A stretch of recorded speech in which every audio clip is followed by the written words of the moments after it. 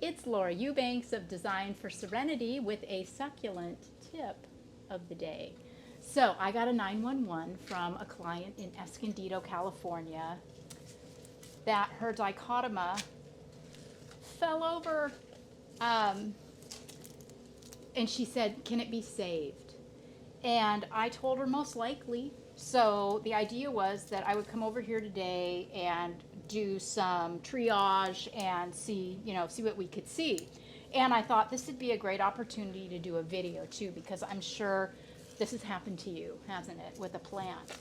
Aloe dichotoma is particularly sensitive to water at the wrong time, and my bad for putting it in a courtyard pot that gets regular watering. Um, yeah, I feel bad. I should have told my client to not water this, but she knows now, and I think we can save it. The first thing that we're going to do is establish just how far the rot has climbed up the trunk of the plant. So we're going to cut until we find clean tissue.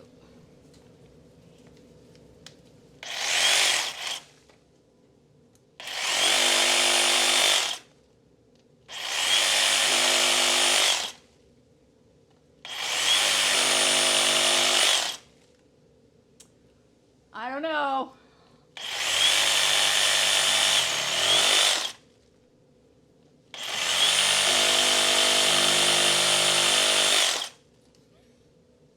Cut.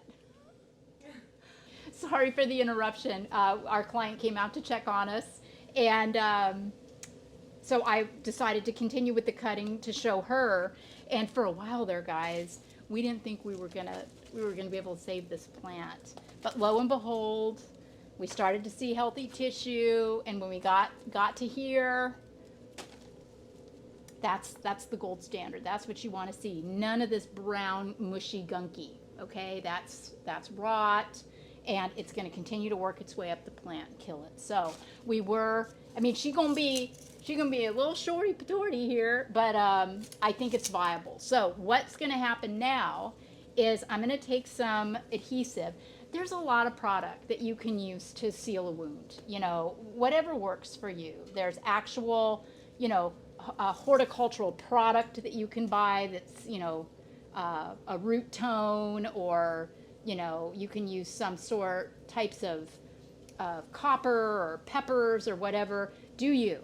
But I'm always big on using what I have on hand, and I happen to have some tacky glue. So I'm going to apply that as a means of sealing the wound. Now this is going to be dry. We aren't going to wet it, but just to assist, kind of like how you would put glue on a cut to keep bacteria from getting into the flesh. So we'll let that dry for a minute there while we work on creating an environment that will be conducive to it happily reestablishing a root system in this pot.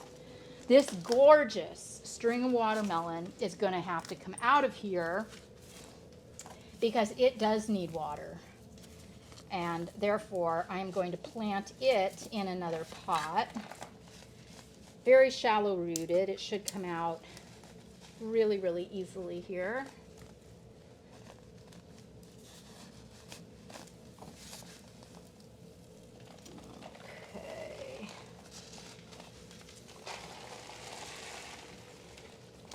There we go. Woo, that is heavy.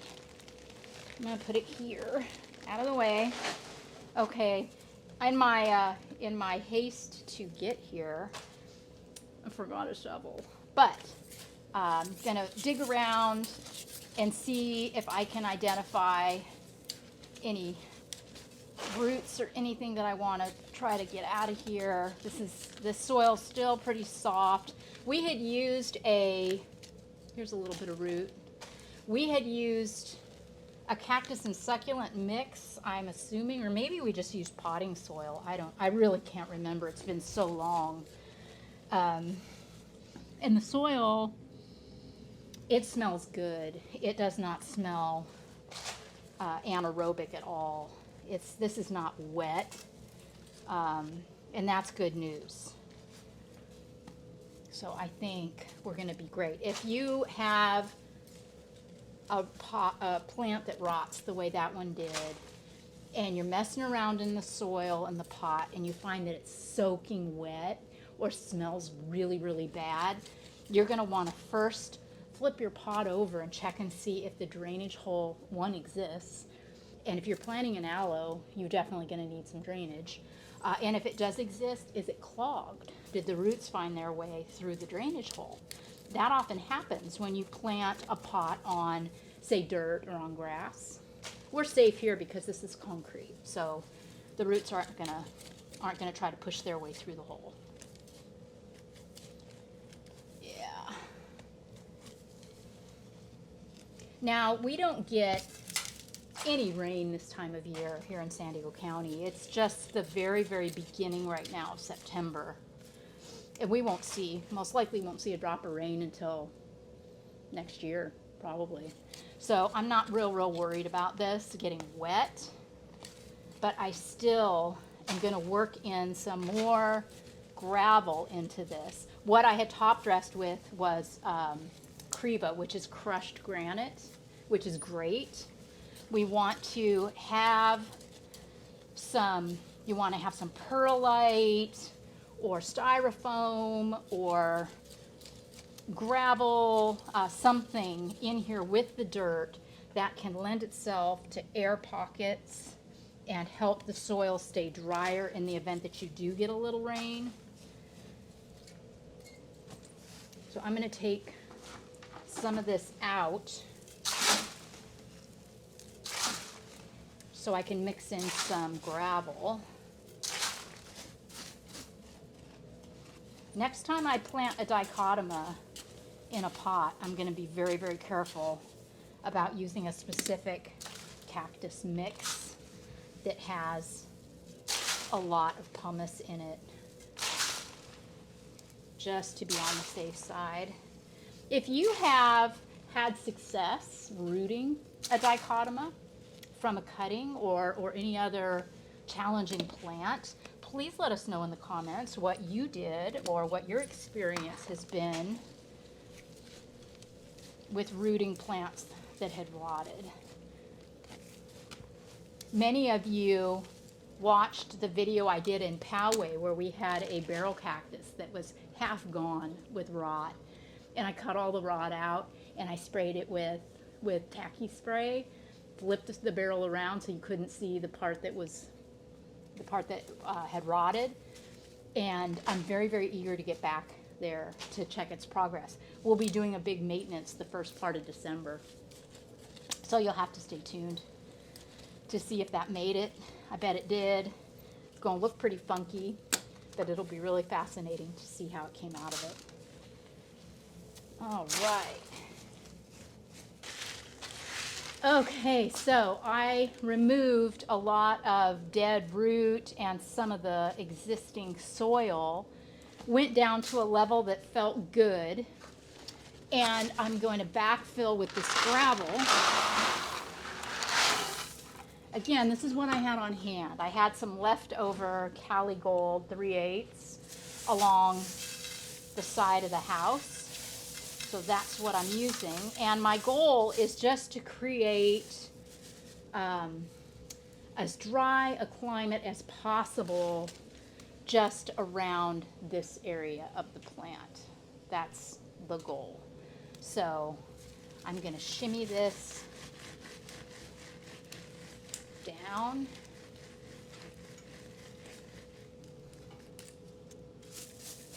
And then where, Do you want it? yeah, actually I want that jade rock, my top dressing. Ooh, Hannah's so strong. Okay. Okay, then I'm gonna top dress with some jade chips, also had on hand, but this is just for funsies and also to offer the plant a little more support.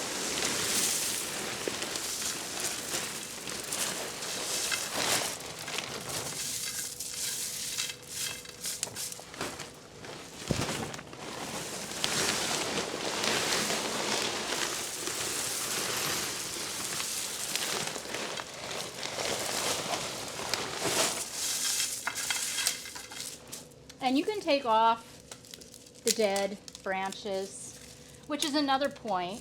Sometimes y'all reach out to me, oh no, Laura, the leaves on my plant are dying. And I say, send a picture. And you can always do that on Instagram at Laura Loves Succulents. If you want to shoot me over a picture and have me look at something that's concerning to you. But when these bottom leaves die, that is actually, where are my clippers? Oh, that's actually totally normal. We don't mind brown leaves at the bottom. And some people also like the look of the brown leaves, and that's fine too. It's very subjective. If you like that look, then you just go right ahead and leave them on. I'm really interested in watching the progress of this plant though, so I want to take off anything dead as a baseline. So if our leaves are turning brown up here, the new growth is coming out brown, we've got a problem. And that's most likely what would have happened had we allowed all of that rot to continue to fester up the stem, the trunk of this. Okay. So this top dressing, it's just pretty. And as I said, it also gives more support, even more protection if it does sprinkle, you know, or maybe there's a little bit of water that gets slopped on it by accident because the hose, you know, worked its way over. I'm hoping that this solid 4, 5, 6 inches of gravel medium and rock medium will protect from that water percolating all the way down to the bottom of the stem. So this is a project that we did a few years ago, and we come every year to do maintenance. So we'll be sure and check in on this again next time we're here to do a general maintenance. I hope that this encouraged you and it helped you for any of you that are dealing with the same issue.